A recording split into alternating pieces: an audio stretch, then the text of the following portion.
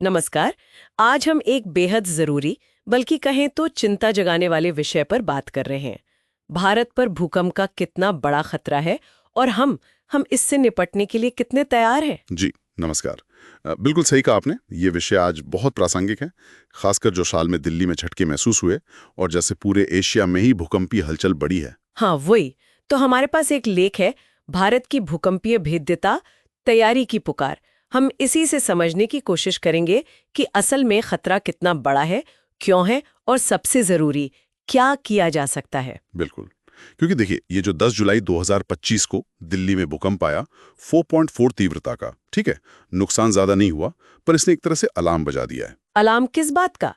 कि हमारा इंफ्रास्ट्रक्चर कितना कमजोर है। हाँ बिल्कुल, क्योंकि लेख बताता है कि दिल्ली की आप सोचिए 80% से ज्यादा इमारतें, खासकर वो जो साल 2000 से पहले बनी हैं, वो भूकंपरोधी कोड्स के हिसाब से हैं ही नहीं। 80%? ये तो बहुत बड़ा आंकड़ा है। जी, और ये और भी डराता है जब हम देखते हैं कि मार्च 2025 से एशिया में क्या हो रहा है। म्यांमार, थाईलैंड में 7.7 तीव्रता का भूकंप, बहुत विनाशकारी था वो। फिर तिब्बत, ग्रीस में झटके। भारत म्यांमार बॉर्डर पर तो लगातार कुछ ना कुछ हो रहा है। लेकिन भारत पर ही ये खतरा इतना क्यों मंडरा रहा है? मतलब इसके पीछे की वैज्ञानिक वजह क्या है? देखिए इसकी जड़ भूविज्ञान में है, मतलब जमीन की बनावट में। हमारी जो भारतीय टेक्टोनिक प्लेट है, वो लगातार यूरेशियन प्लेट से टकरा रही है। अच्छा। हर साल करीब 4 से 5 सेंटीमीटर वो उत्तर की तरफ खिसक रही है, और इसी जबरदस्त टक्कर से करोड़ों सालों में हिमालय पर्वत बने हैं। और इसी टक्कर की वजह से भूकंप का खतरा है। बिल्कुल, यही वजह है कि वैज्ञानिक हिमालयी क्षेत्र में एक ग्रेट हिमालयन भूकंप की आशंका जता रहे हैं। मतलब रिक्टर स्केल पर 8 या उससे भी ज्यादा तीव्रता का भूकंप। 8 से ज्यादा तीव्रता? इसका असर तो फिर बहुत भयानक होगा। बिल्कुल। हाँ, अनुमान है कि उत्तरी भारत, नेपाल, भूटान, इन इलाकों में रहने वाले करीब 30 करोड़ से ज्यादा लोग प्रभावित हो सकते हैं। और दिल्ली की क्या स्थिति है? दिल्ली देखिए सिस्मिक जोन 4 में आती है, जिसे हम उच्च जोखिम वाला क्षेत्र मानते हैं। यहाँ के लिए पीजीए फैक्टर, जो जमीन के हिलने की तेजी मापता है, वो 0.24 जी है। 0.24 जी? और आबादी करीब 3.35 करोड़ और 5000 से ज्यादा ऊंची इमारतें। और जैसा मैंने कहा, चिंता ये है कि इनमें से कई इमारतें IS 1893.2016 कोड के हिसाब से बनी ही नहीं है। ये कोड इतना जरूरी क्यों है? इसमें क्या खास है? ये कोड इमारतों के लिए एक तरह का सुरक्षा कवच है। इसमें नियम है कि बिल्डिंग भूकंप के झटके कैसे सहेगी। जैसे डक्टाइल डिटेलिंग, मतलब मटेरियल ऐसा हो कि टूटने के बजाय थोड़ा मुड़ सके, लचीला हो। और शियर वॉल्स। Share walls? हाँ, शियर वॉल्स, वो मोटी मजबूत दीवारें होती हैं जो इमारत को दाएं बाएं के झटकों से बचाती हैं, उसे स्थिर रखती हैं। सोचिए भुज में 2001 का भूकंप, 7.7 तीव्रता, 20,000 से ज्यादा जाने गईं। या नेपाल में 2015 का भूकंप। ये हमें दिखाते हैं कि कोड्स का पालन ना करना कितना महंगा पड़ सकता है। सही कहा।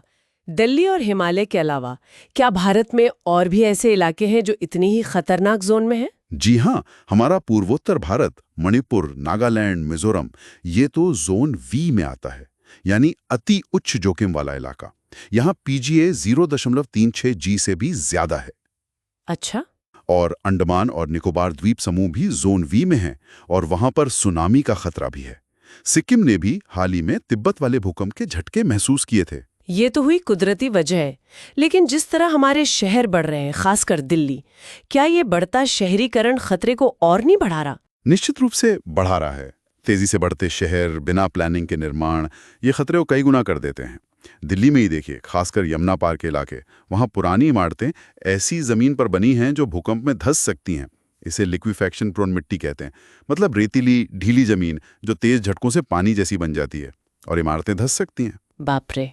और साथ में खराब डिजाइन वाली, बिना नियमों का पालन किए बनी ऊंची इमारतें, ये भी एक टाइम बम की तरह हैं।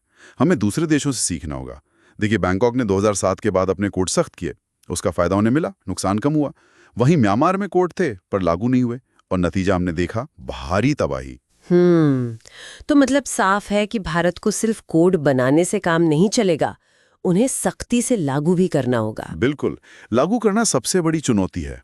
तो फिर समाधान क्या है? अगर इतनी सारी इमारतें नियमों के हिसाब से नहीं बनी, तो अब क्या किया जा सकता है? देखिए सबसे पहला और जरूरी कदम तो यही है, जो मौजूदा कोड है IS 1893.2016 उसका कड़ाई से पालन हो। नई इमारतों में तो हुई, पर पुरानी इमारतों का क्या? हाँ, वही सवाल है। उनके लिए रेट्रोफिटिंग करनी होगी, मतलब पुरानी कमजोर इमारतों को मजबूत बनाना। इसके कई तरीके। जैसे दिल्ली में पुरानी इमारतों पर स्टील की जैकेटिंग करना, मतलब स्टील की परत चढ़ाना, या फिर जो संवेदनशील इलाके हैं हाँ। वहां इमारतों की नींव गहरी बनाना। और गुवाहाटी जैसे शहर जो जोन V में है, वहां तो और भी ज्यादा सख्ती बरतनी होगी, जैसे ब्रह्मपुत्र नदी के बाढ़ वाले मैदानों में निर्माण से बचना और बेस आइसोलेशन जैसी तकनीक अपनाना। बेस आइसोलेशन ये क्या होता है? इसमें क्या करते हैं कि इमारत को उसकी नींव से थोड़ा अलग कर देते हैं, कुछ खास तरह के पैड्स या बेयरिंग्स लगाकर। तो जब जमीन हिलती है तो वो झटका सीधे पूरी इमारत में ऊपर तक नहीं जाता, नीचे ही काफी हद तक एब्जॉर्ब हो जाता है। इमारत कम हिलती है। अच्छा, ये तो काफी एडवांस तकनीक लगती है। हाँ है। और भुज में जो रिट्रोफिटिंग का काम हुआ है उसे और बढ़ाने की जरूरत है। साथ ही मोहल्ला स्तर पे, मतलब कम्युनिटी लेवल पर आपदा प्रतिक्रिया दल बनाना भी बहुत अहम है। और इसमें टेक्नोलॉजी और लोगों को जागरूक करने का कितना रोल है? टेक्नोलॉजी काफी मददगार हो सकती है। जैसे नेशनल सेंटर्स फॉर सिस्मोलॉजी का इंडिया क्विक ऐप है, वो रियल टाइम जानकारी और चेतावनी देता है। इसे दूर दराज के गांवों तक, खासकर जोन 5 वाले इलाकों तक पहुंचाना बहुत जरूरी है। लेकिन सिर्फ ऐप से तो काम नहीं चलेगा ना? नहीं, बिल्कुल नहीं। सबसे जरूरी है जन जागरूकता। लोगों को पता होना चाहिए कि इमरजेंसी किट में क्या रखना है, घर बनवाते समय किन बातों का ध्यान रखना है कि वो सुरक्षित बने, और सबसे जरूरी, अगर भूकंप आ जाए तो सुरक्षित बाहर कैसे निकलना है, उसकी योजना क्या है। ये सब करने में तो पैसा भी बहुत लगेगा। रिट्रोफिटिंग, नई तकनीक, जागरूकता अभियान। हाँ, पैसा तो लगेगा। विशेषज्ञों का एक अनुमान है कि सिर्फ पुरानी इमारतों की रेट्रोफिटिंग में ही सालाना करीब 50,000 करोड़ रुपए लग सकते हैं। 50,000 करोड़, ये तो बहुत बड़ी रकम है। रकम बड़ी जरूर है, पर हमें ये सोचना होगा कि एक बड़े भूकंप से होने वाले नुकसान की कीमत क्या होगी। भुज या नेपाल जैसी तबाही की आर्थिक और मानवीय कीमत इससे कहीं ज्यादा होती है। तो ये एक तरह से निवेश है, जाने बचाने के लिए निवेश। बिल्कुल सही कहा। तो अगर हम पूरी चर्चा को समेटें तो ये हाल के झटके सिर्फ एक चेतावनी है। भारत, विशेष रूप से हिमालयी क्षेत्र और हमारे घनी आबादी वाले शहर एक बहुत बड़े भूकंपीय खतरे का सामना कर रहे हैं। जी, और भुज जैसी त्रासदियों से सबक लेते हुए बिल्डिंग कोड्स को सख्ती से लागू करना, पुरानी इमारतों को मजबूत करना और लोगों में जागरूकता फैलाना, ये अब विकल्प नहीं बल्कि जरूरत बन गए हैं। तो स्रोत तो यही इशारा कर रहे हैं कि सरकारी कार्रवाई, नियम, निवेश, ये सब बहुत महत्वपूर्ण है। लेकिन एक सवाल आखिर में मन में आता है। पूछिए। व्यक्तिगत स्तर पर जागरूकता और हमारी कम्युनिटी की जो तैयारी है, क्या वो मिलकर अगले बड़े भूकंप से पहले एक असली सुरक्षा कवच बनाने में सबसे निर्णायक भूमिका निभा सकती है? शायद इस पर हम सबको सोचना चाहिए। बिल्कुल, ये सवाल बहुत जायज़ है और सोचने पर मजबूर करता है।